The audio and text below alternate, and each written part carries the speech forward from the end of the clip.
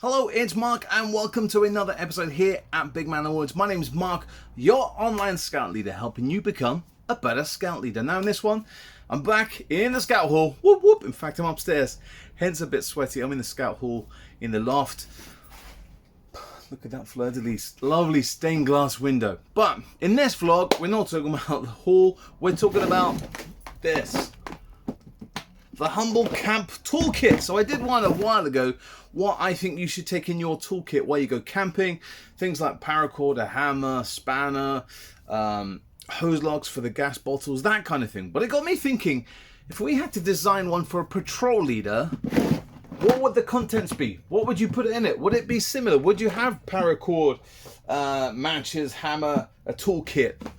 Do you know what I did? I asked scout leaders around the world if they could design a Patrol Leaders Camp Toolkit, what they would put in it, and this is what you guys suggested. So we've got to leave no trace when we go camping, so you guys decided to get a tub of tent peg hole filler, the classic left-handed gas bottle spanner, batteries for the glow sticks, waterproof tea bags for winter camp, a tin of elbow grease, scrubbing those billy cans you're going to need, some elbow grease. Don't forget a bottle of dehydrated water. Good stuff. And last but not least, loving this one. This was told by a Canadian scout leader. If the fire still isn't working, the patrol leaders should get the scouts to make sure that the battery in the fire still was working. So batteries seem to be a common thing.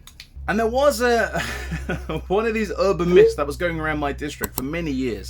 There was a scout leader who got asked so many times about where can they plug in electrical items such as a hairdryer and curlers, straighteners, that kind of thing, phone chargers nowadays, that in the district camp he put in a plug socket into the tree just to send the scouts off to go and look for that tree with a plug socket. So having a phone charger, loving that one. So in all joking aside, it is a bit of fun having a patrol leaders camp toolbox with a tub of elbow grease and a left-handed gas spanner and batteries, waterproof tea bags.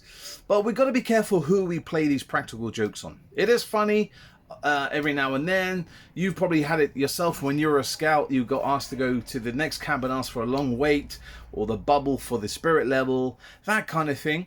We've all done it, and the majority of us understand it's a joke. We might have been standing at camp for half an hour waiting for that long wait from skip, but eventually it clicks. But in some people, it might have a reverse effect. So looking at the spectrum of ADHD, people with autism, some of those people will literally take your word as it is. So if they're looking for a left-handed gas spanner, they will go and find a left-handed gas spanner. And if you're looking for waterproof tea bags, they will ask for waterproof tea bags, because that's how their mind works. So it just got me thinking, while these jokes are funny, you have to tell the scout, you know, at the end of the joke, or if they're still standing there after 10 minutes, actually, it's a joke, and the reason it is a joke is because of X, Y, Z. So just be careful when a joke becomes a bit of bullying.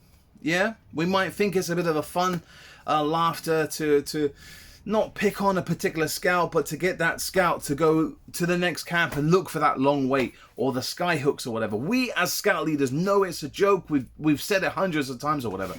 But certain scouts, and not just scouts, should I say, adult leaders as well, and will take exactly word for word what you've said.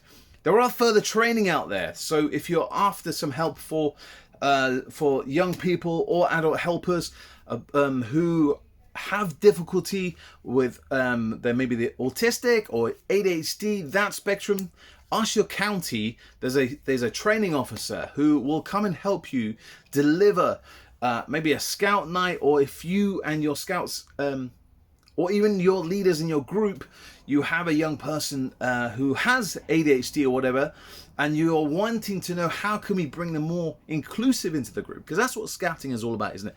Inclusivity. They will show you, they will teach you how to bring those people in. And it got me thinking, just because of this joke. You know, my district DC, he did send me on my first camp for a long wait. It didn't click. after a while, yeah, I got it. I found it funny. But there might be a scout leader or a scout that you play that joke on that might not find it funny. That might go home and tell their parents or whatever, and it's just, yeah, it's not nice. It might be funny to you, but it might not be funny to them. So just be careful, guys. Explain to the young person or the leader that it is a joke. But what would you put in a Patrol Leaders Camp Toolkit if you had to put one together? You know, this toolkit that I take on camp has saved my bacon many times when the, you know, XYZ's broken or they've forgotten this or something's ripped, bit of duct tape in there. It's a useful one, isn't it? Right, I'm sweating up here in the scout hall. I've got to go back down.